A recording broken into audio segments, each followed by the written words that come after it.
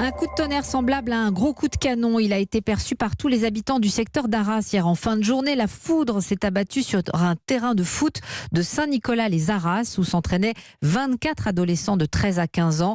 2 ont été grièvement touchés, dont un dans un état critique. Kevin Thuillier s'est rendu sur place pour Europe 1. Il est 18h20, la pluie tombe à peine lorsque la foudre frappe le petit terrain de football de Saint-Nicolas-les-Arras. Comme un coup de canon, 24 adolescents de 13 à 15 ans sont touchés.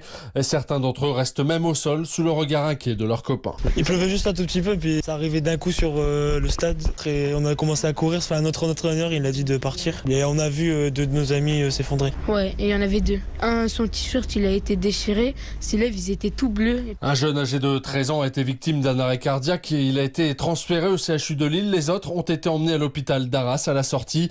Certains parents s'interrogent pour cette mère de famille avec l'alerte orange aux orages déclenchée dans le département.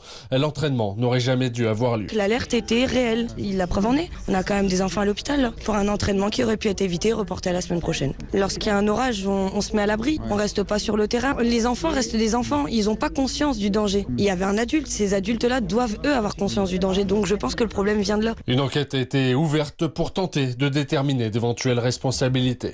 À Saint-Nicolas-les-Arras, Kevin Thuillier, Europe 1. Et en Ile-de-France, les orages de la fin d'après-midi ont aussi fortement perturbé la circulation de certains trains de banlieue au départ de la gare du Nord. Toutes les vigilances sont désormais levées.